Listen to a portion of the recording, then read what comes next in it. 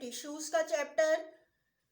Previous lecture में मैंने आपको ऑस्मोसिस से रिलेटेड एक्सप्लेन किया और उसकी एक एक्टिविटी को एक्सप्लेन किया था और इसका एक होमवर्क भी दिया था। यकीनन आप लोगों ने वो कर लिया होगा। आज जो मैं टॉपिक आपको करवा रही हूँ वो है एक्सोसाइटोसिस का।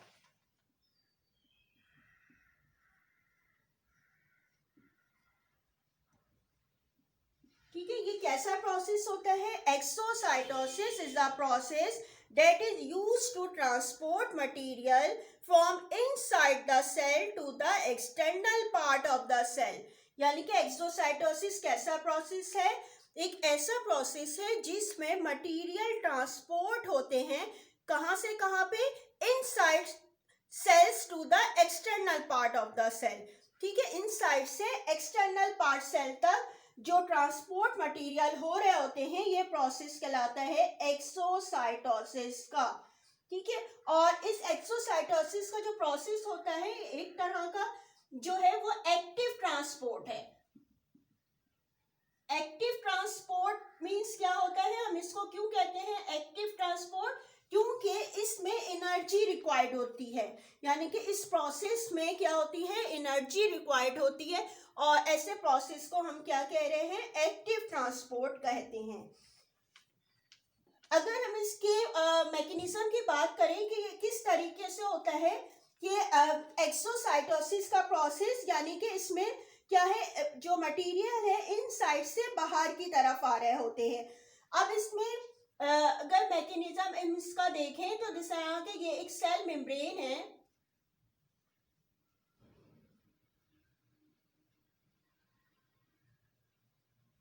ठीक है, ये इसका न्यूक्लियस है।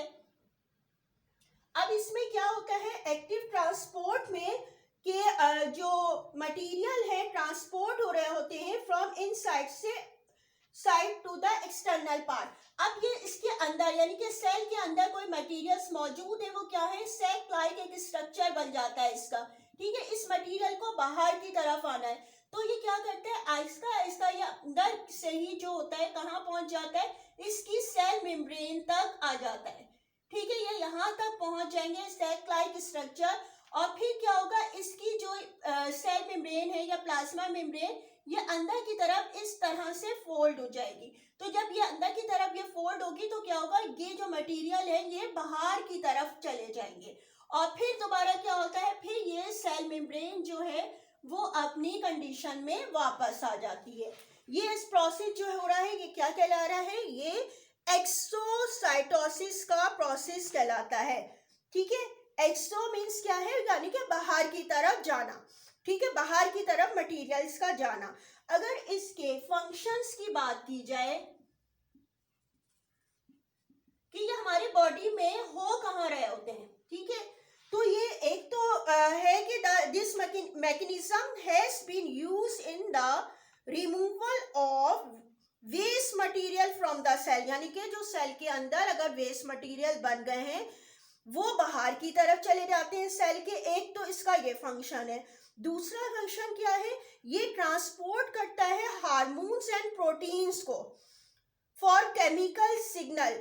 ठीक है, आपको पता है हार्मोन जो है केमिकल सिग्नल्स होते हैं, तो ये क्या हो रहा होता है? ये ट्रांसपोर्ट कर रहा होता है हार्मोन्स या प्रोटीन्स वगैरह को सेल से बाहर की तरफ ताकि वो एक्टिव हो सके। ठीक है, ये जो होता है ये एक्सोसाइटोसिस हमारी बॉडी के अंदर मुख्तलिफ जगह पे हो रहा होता है, जिस तरह से मैंने आपको अपनी एग्जाम्पल्स समझाई। अच्छा, एक्सोसाइटोसिस के बाद आज आपको मैं एक सेकंड टॉपिक जो समझाने जा रही हूँ वो है एंडोसाइटोसिस।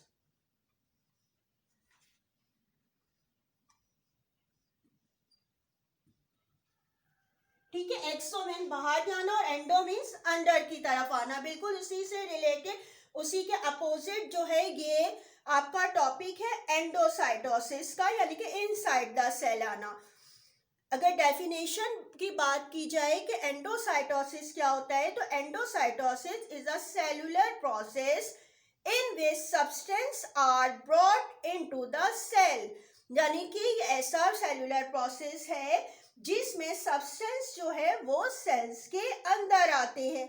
अब इसमें भी क्या होता है, जैसे कि ये सेल मेम्ब्रेन है, न्यूक्लियस है, ठीक है। अब ये बाहर की तरफ जो है ये मौजूद है मटेरियल्स, इसको इस सेल के अंदर आना है।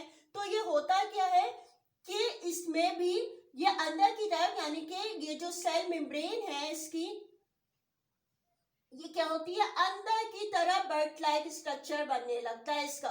और ये क्या होता है, पहले तो ये जो मटेरियल है वो यहाँ तक पहुंचते हैं इसके, और फिर क्या होता है, आहिस्ता आहिस्ता फिर ये पूरी मेम्ब्रेन कवर हो जाती है, ठीक है। ये इसकी मेम्ब्रेन यहाँ से कवर हो जाती है।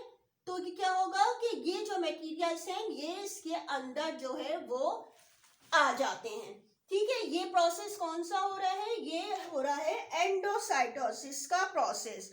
अगर इसकी एग्जाम्पल की बात की जाए, ठीक है, यानी कि ये भी बॉडी के अंदर हो रहा है, तो ये क्या कहाँ पे होता है,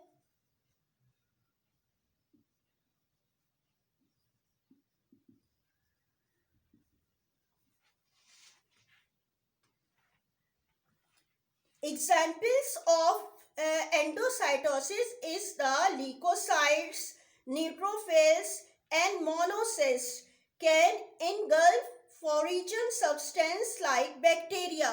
यानी कि प्रोसेस कहाँ होता है, ल्यूकोसाइट में, न्यूट्रोफिल्स में और मोनोसाइट्स में, जो कि बाहर के सब्सटेंस को अंदर की तरफ लेता है, जैसे कि बैक्टीरिया है। अब ये ल्यूकोसाइट क्या होते हैं, ल्यूकोसाइट क्या है, व्हाइट ब्लड सेल्स को कहते हैं। और आपको पता है व्हाइट ब्लड सेल्स जो होते हैं वो क्या कर रहे हैं, हमारी बॉडी के अंदर जर्म्स को किल करने का काम करते हैं। यानी कि बाहर से अगर हमारी बॉडी में जर्म्स आ भी जाते हैं तो ये क्या है, अपने अंदर ले लेता है, अपनी सेल्स के अंदर इसको शामिल कर लेते हैं और फिर क्या उनको किल कर देते हैं। तो वहाँ पे यही प्रोसेस हो रहा होता है। कौन सा प्रोसेस हो रहा होता है, ये एंडोसाइटोसिस का प्रोसेस हो रहा होता है, ठीक है। ये यहाँ पे एंडोसाइटोसिस का प्रोसेस हो रहा होता है कि व्हाइट ब्लड सेल में, यानी कि ल्यूकोसाइट्स वगैरह में, कि ये बाहर से बैक्टीरिया को अपने अंदर इंगल्फ कर लेता है और उसको किल कर देता है, ठीक है। इसी तरीके से जो न्यूट्रोफिल्स हैं, ठीक है, वो भी डिफेंस का काम कर रहे होते हैं अगेंस्ट द पैथोजन, यानी कि जो बीमारी फैलाने वाले जर्म्स वगैरह हैं उनके जो है अगेंस्ट में डिफेंस का काम कर रहे होते हैं, ठीक है। और इसी तरीके से जो है वो ये प्रोसेस हो रहा होता है, कौन सा, एंडोसाइटोसिस और एक्सोसाइटोसिस का प्रोसेस। क्लास 9 होमवर्क देख लीजिए आपका, कि होमवर्क आपने क्या करना है। क्वेश्चन नंबर 12 पे डिफाइन एक्सोसाइटोसिस एंड एंडोसाइटोसिस, ठीक है। ये आपने लिखना है, पहले आपने हेडिंग दे देनी है एक्सोसाइटोसिस की, फिर इसका फंक्शन और फिर इसकी 2 एग्जाम्पल्स जो हैं वो 1 और 2 करके दी गई हैं, वो आपने लिख लेनी है इसमें। अच्छा, ये जो एक्सोसाइटोसिस की जो डेफिनेशन है मैं पढ़ रही हूँ, एक दफ़ा सुन लीजिए। Exocytosis is a process that is used to transport materials from inside the cell to the external part of the cell, ठीक है। इसको इसी तरह इन्वर्टेड कॉमास में लिखिएगा। इसके बाद जो है वो लाइन लीव करके आपने लिखना है exocytosis is a form of active transport, और इसके बाद हेडिंग फंक्शन की डालिएगा और इसके बारे में एक्सप्लेन कर दीजिएगा। इसके बाद आपने एग्जाम्पल्स लिखनी है हेडिंग, और उसको एक्सप्लेन करना है, ठीक है। मैं जो एग्जाम्पल्स मैंने दी हैं ये आपको फर्स्ट भी एक्सप्लेन किया अभी लेक्चर में और सेकंड भी। इसके बाद जो है आपने एंडोसाइटोसिस लिखना है, हेडिंग डालनी है, इसको डिफ़ाइन करना है।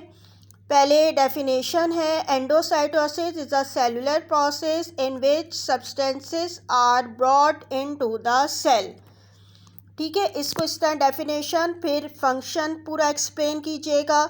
इसके बाद एग्जाम्पल, ठीक है, एग्जाम्पल में आपको मैंने एंडोसाइटोसिस में आपको लीकोसाइट यानी कि वाइट ब्लड सेल्स की एक्सप्लेन की थी। इसी तरीके से एक अमीबा की भी यहाँ पे लिखवाई गई है। अमीबा क्या होता है? Amoeba engulf its foods by endocytosis, यानी कि अमीबा भी जो है फूड जो अपने अंदर ले रहा होता है अपनी बॉडी में, वो यही प्रोसेस होता है। कौन सा? एंडोसाइटोसिस का प्रोसेस। ठीक है, यानी कि ये एनिमल्स में भी हो रहा है, ह्यूमन बॉडी में भी हो रहा है, एक्सोसाइटोसिस भी और एंडोसाइटोसिस भी। इस तरह आप ये पूरा आंसर कंप्लीट कर लीजिएगा। कौन सा है ये? क्वेश्चन नंबर 12 आपका। ठीक है, या आपका यहाँ तक जो है क्वेश्चन नंबर 12 कंप्लीट हो जाएगा। इसके बाद जो आपके टॉपिक हैं वो नेक्स्ट क्लास में एक्सप्लेन होंगे, जो एनिमल टिश्यूज़ और प्लांट टिश्यूज़ से रिलेटेड हैं। ठीक है, इसी चैप्टर के हैं, वो आपको एक्सप्लेन किए जाएंगे। आज तक के लिए आपको इतना ही है। Remaining chapter will be explain in next class. Thank you. अल्लाह हाफिज़।